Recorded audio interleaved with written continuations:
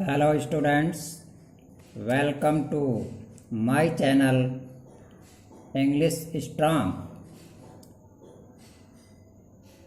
आज आप पढ़ेंगे causative verb. Special attention on tenses. एक स्पेशल अटेंशन टेंसेस में कॉजेटिव वर्ब्स। कॉजेटिव वर्ब्स क्या होता है, उसके लिए मैंने एक रिकॉग्नाइजेशन तैयार किया है, पहचान तैयार किया है। इसको सबसे पहले आप सुनेंगे, समझेंगे।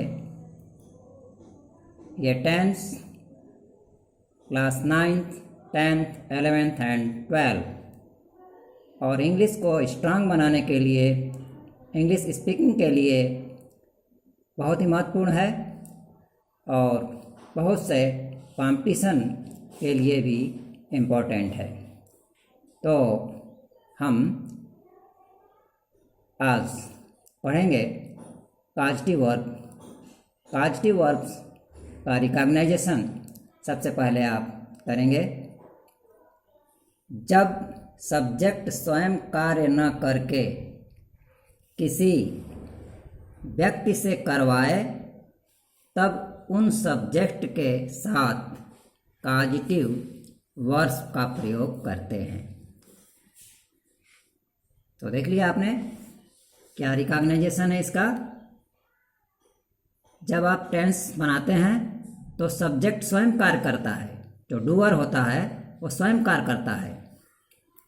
लेकिन एक ऐसी स्थिति आती है जब डूअर स्वयं कार्य नहीं करता है, दूसरे से करवाता है जब कोई व्यक्ति, तो उस वाक्य को कैसे बोलेंगे, उसका स्पीकिंग कैसे करेंगे, उसका अध्ययन आप करेंगे। इंग्लिश लर्न बाय प्रैक्टिस होता है। जब आप लर्न बाय प्रैक्टिस करेंगे तो इंग्लिश अपने आप स्ट्रांग हो जाएगी। वर्ड पावर बढ़ाएंगे आप और सेंटेंस को बनाना सीखेंगे, तभी आप इंग्लिश स्पीकिंग भी कर सकते हैं। लोग कहते हैं कि इंग्लिश स्पीकिंग मैं 1 महीने में सिखा दूंगा, 3 महीने में सिखा दूंगा। अरे इंग्लिश कैसे सीख पाएंगे जब आपका वर्ड पावर कमज़ोर है, जब सेंटेंस बनाने की कैपेसिटी और ये एबिलिटी ही नहीं है, तो आप स्पीकिंग कैसे करेंगे। तो धीरे धीरे प्रत्येक सेंटेंस को जानेंगे कि ये वाक्य हिंदी में है तो उसे इंग्लिश में कैसे बोला जा सकता है। जब तक आप उसका प्रैक्टिस नहीं करेंगे तब तक आप इंग्लिश नहीं बोल सकते, स्पीकिंग नहीं कर सकते। तो आइए आप इसको अध्ययन करें। तो इसके लिए मैंने रूल नंबर 1 बनाया है, बहुत ही अट्रैक्टिव तरीके से। जब आप इसको ध्यान से सुनेंगे तो आपके समझ में तुरंत आ जाएगा। रूल नंबर 1, जब एक्टिव वॉइस की क्रिया हो तो मेक या काज लगाया जाता है। एक्टिव वॉइस आप जानते ही होंगे, यानी जब सब्जेक्ट स्वयं कार्य करता है तो उसको एक्टिव वॉइस में कहते हैं, और कार्य दूसरे तीसरे से करवाया जाता है तो वो पैसिव वॉइस में हो जाता है। तो कॉजेटिव वर्ब में भी दूसरे से कार्य करवाया जाएगा, लेकिन वो आदमी स्वयं वो करेगा तो वो एक्टिव वॉइस कहा जाएगा। सेंटेंस जब आप पढ़ेंगे तो आपको एक्टिव वॉइस समझ में आ जाएगा कि एक्टिव वॉइस का ये सेंटेंस क्या है, कैसे है। और एक्टिव वॉइस तो आप जानते ही होंगे, कोई भी सेंटेंस है, जैसे अफर्मेटिव सेंटेंस में इंट्रोगेटिव सेंटेंस है, कोई भी टेंस है, इंडेफिनिट टेंस है, तो वो एक्टिव वॉइस में होता है। कोई भी टेंस एक्टिव वॉइस में होता है। तो अब आप पढ़ रहे हैं स्पेशल अटेंशन, तो यहाँ स्पेशल अटेंशन देखेंगे। तो ये कह रहा है कि जब एक्टिव वॉइस की क्रिया हो तो मेक या काज का प्रयोग करते हैं। मेक के बाद मुख्य क्रिया में टू नहीं रहता है और काज रहने पर टू लगाते हैं। वर्ब के फर्स्ट फॉर्म के पहले टू लगाते हैं, लेकिन मेक का प्रयोग करने पर हम टू नहीं लगाते हैं। एग्जाम्पल देखिए आप, उसने बच्चे को रुलाया। एक सेंटेंस आप बनाते हैं कि वह रोया, यानी ही वेप्ट लिखते हैं, सी वेप्ट लिखते हैं। तो जब स्वयं आदमी वो एक्टिव वॉइस में होता है, अब ये कॉजेटिव वर्ब है, दूसरे को स्वयं वो कार्य कर रहा है, तो ये इस कॉजेटिव वर्ब में एक्टिव वॉइस में ये वाक्य माना जाएगा। ये वाक्य जो है एक्टिव वॉइस में माना जाएगा कॉजेटिव के लिए। उसने बच्चे को रुलाया, है ना। तो इसमें मेक मैंने बताया है कि मेक का प्रयोग करेंगे तो उसने का मतलब ही, और इसके बाद मेक का पास्ट में रूल आया, पास्ट में है तो मेड हो जाएगा, ही मेड। इसके बाद बच्चे की अंग्रेजी the child, he made the child weep. यहाँ टू नहीं लगा, केवल रोना की अंग्रेजी वीप होता है, तो मेड प्रयोग हो गया तो वीप प्रयोग यहाँ कर देंगे तो रुलाया हो जाएगा, फर्स्ट फॉर्म प्रयोग होगा, इसमें टू नहीं लगेगा। He made the child weep, उसने बच्चे को रुलाया। इसको दूसरे तरीके से भी बना सकते हैं, जैसे काज का प्रयोग करके बना सकते हैं, लेकिन इसमें अंतर यही रहेगा कि क्रिया के आगे टू लगा देंगे। जैसे ही caused the child to weep, उसने की अंग्रेजी ही काज्ड जो है दूसरे से कार्य करवाया जा रहा है, दूसरे को कार्य किया जा रहा है दूसरे का, तो काज्ड प्रयोग होगा, ही काज्ड। इसके बाद बच्चे की अंग्रेजी child, he caused the child to weep, इसमें टू वीप लग गया। तो दोनों तरह से आप बना सकते हैं। तो इससे आप स्पीकिंग करना है तो आप इसका कई सेंटेंस बनाइए। उसने मुझे हंसाया, ही मेड मी लाफ। उसने मुझे बुलाया, ही मेड मी कॉल। इस तरह से आप कई सेंटेंस बना सकते हैं और उसका प्रैक्टिस कर सकते हैं। अब इसमें आगे देखते हैं रूल नंबर 2। तो दूसरी स्थिति कैसी आ सकती है काजेटिव वर्ब में? यदि क्रिया पैसिव वॉइस में हो तो गेट या हैव का प्रयोग होता है तथा मुख्य क्रिया का पास्ट पार्टिसिपल फॉर्म यानी वर्ब का थर्ड फॉर्म लगाया जाता है। तो काजेटिव वर्ब में दो स्थिति आ सकती है। उसने बच्चे को रुलाया, यानी ये सब्जेक्ट जो है स्वयं कार्य कर रहा है तो एक्टिव वॉइस में, काजेटिव वर्ब में एक्टिव वॉइस में है, उसने बच्चे को रुलाया। अब कोई स्वयं कार्य न करके दूसरे से करवाएगा तो वो वाक्य पैसिव वॉइस में, काजेटिव में पैसिव वॉइस में माना जाएगा। और उसका रूल ये होगा कि उसमें गेट का प्रयोग करेंगे या हैव का प्रयोग करेंगे और का थर्ड फॉर्म लगाएंगे। जैसे मैंने एक पत्र लिखवाया, इसका मतलब मैंने ये कार्य मैंने नहीं किया, किसी दूसरे से लिखवाया, तो ये पैसिव वॉइस में, काजेटिव वर्ब में पैसिव वॉइस में वाक्य हो गया। तो आप अंतर समझ सकते हैं। उसने बच्चे को रुलाया, ये खुद रुला रहा है बच्चे को, तो एक्टिव वॉइस में है। और मैंने एक पत्र लिखवाया तो इसका मतलब दूसरे से लिखवाया, तो ये वाक्य पैसिव वॉइस में लेकिन काजेटिव है। काजेटिव इसलिए है कि कार्य दूसरे से करवाया जा रहा है। तो मैंने एक पत्र लिखवाया, तो मैंने की अंग्रेजी आई, और लिखवाया पास्ट में है तो ये गाट हो गया, गेट से गाट हो गया। फिर ऑब्जेक्ट लिखेंगे, एक पत्र की अंग्रेजी a letter, I गाट a letter, और आपने लिखा है कि वर्ड का थर्ड फॉर्म लगेगा, तो यहाँ लिखना की अंग्रेजी राइट होता है, तो राइट का थर्ड फॉर्म रिटर्न। तो मैंने एक पत्र लिखवाया की अंग्रेजी अगर आप किसी से पूछेंगे तो वह बहुत ही कंफ्यूज हो जाएगा, वो बता नहीं पाएगा। अरे मैंने लिखा आई रोट, उसने लिखा ही रोट, लेकिन मैंने एक पत्र लिखवाया, तब कैसे बनेगा? तो बनेगा गेट का प्रयोग करके और हैव का प्रयोग करके। तो पास्ट में रहेगा तो आई गाट ए लेटर रिटर्न, या आई हैड, हैव का प्रयोग करेंगे तो हैव का हैड हो जाएगा सेकंड फॉर्म में, I had a letter return.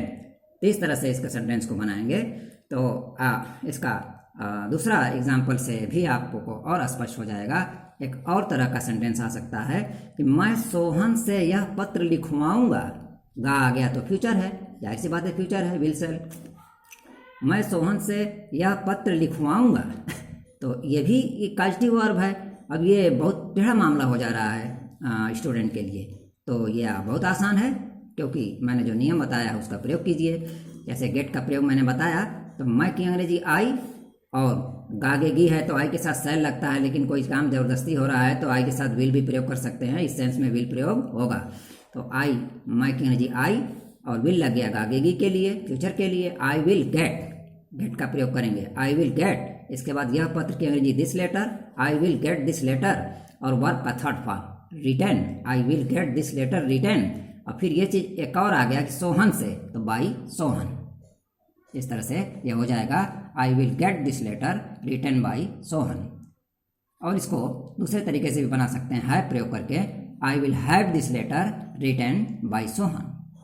तो यह किसी टेंस में आ सकता है, काजेटिव वर्ब किसी टेंस में आ सकता है, पास्ट में आ सकता है, फ्यूचर में आ सकता है, प्रेजेंट परफेक्ट में आ सकता है, किसी में आ सकता है।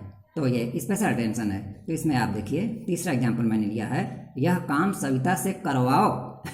तो ये जाहिर सी बात है कि आपको समझ में आ गया होगा कि यह काम सविता से करवाओ यानी आदेशात्मक है, यानी कि यह इंपरेटिव सेंटेंस है। तो इम्परेटिव में वर्ब पहले रहता है, तो जब गेट का प्रयोग हो रहा है तो गेट को हम पहले लिख देंगे, गेट, तुरंत लिख देंगे गेट। इसके बाद यह काम की अंग्रेजी this work, get this work, work का थर्ड फॉर्म इसमें लगता है done, get this work done, Savita से करवाना है by Savita, get this work done by Savita.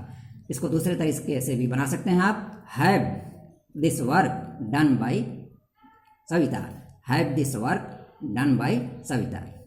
तो इस तरह से हम देखते हैं कि ये बहुत ही आसान है कास्टिव वर्ब, ये स्पेशल अटेंशन है, ये कहीं भी सेंटेंस करेक्शन करने के लिए कंपटीशन में आ सकता है, आप इस पर ध्यान दीजिए और सेंटेंस करेक्शन कीजिए। और भी एक्सरसाइज जैसे और भी वो हैं आपके लिए, उदाहरण के लिए आप ये देख सकते हैं, जैसे कमला ने मुझसे अपने पति से पत्र लिखवाया, कमला ने मुझसे अपने पति को पत्र लिखवाया, तो इसका हो जाएगा Kamala got the letter written, Kamala got लिखवाया पास्ट में है, तो Kamala got the letter written to her husband by me, सही सी बात है।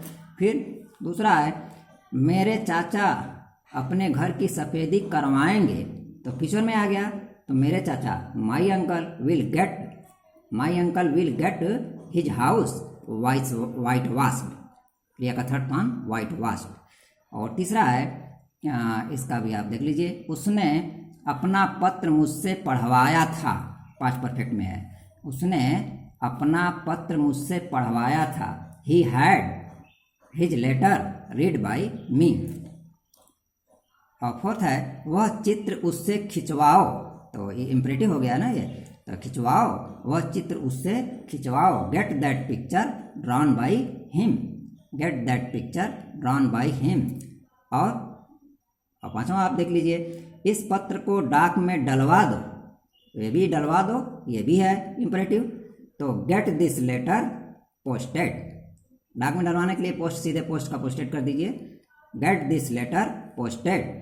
फिर 6 में भी आप और भी उदाहरण देख लीजिए, उसने अपने कोट की मरम्मत करवा ली है, प्रेजेंट परफेक्ट टेंस, करवा ली है, उसने अपने कोट की मरम्मत करवा ली है, he has got his coat repaired, he has got his coat repaired. मैं बढ़ई से मेज बनवाऊंगा, फ्यूचर में है, मैं बढ़ई से मेज बनवाऊंगा, तो I shall get the table made by carpenter. और 8 में देखिए, माता जी ने खाना तैयार करा लिया है, the mother has got the food prepared. तुमने इन छात्रों को क्यों दंडित कराया, तुमने इन छात्रों को क्यों दंडित कराया, तो ये इंट्रोगेटिव में आ गया है, तो इंट्रोगेटिव में आप बनाएंगे क्यों बीच में है तो वाई हो जाएगा, वाई, और कराया पास्ट इंडिफिनिट है तो वाई डिड हो गया, वाई डिड यू गेट का प्रयोग होगा, why did you get this students punished. फिर इसके बाद है श्याम ने दर्जी से कोट सिलवाया था, हाँ श्याम ने दर्जी से कोट सिलवाया था, ये भी पास्ट में है, तो श्याम पास्ट परफेक्ट हो जाएगा, पास्ट परफेक्ट में बनाएंगे, Shyam had got the coat stitched by the tailor. तो इस तरह से हम देखते हैं कि ये कास्टिव वर्ब आपके लिए बहुत महत्वपूर्ण है। और अगर आपको ये अच्छा लगा है तो लाइक कीजिए और शेयर कीजिए और सब्सक्राइब कीजिए, ताकि आपका ये चलता रहे, और बेल आइकन को अवश्य दबाइए, जो भी वीडियो मैं अपलोड करूँगा वो आपको मिलता रहेगा। आगे आने वाली वीडियो के लिए धन्यवाद, थैंक यू वेरी मच।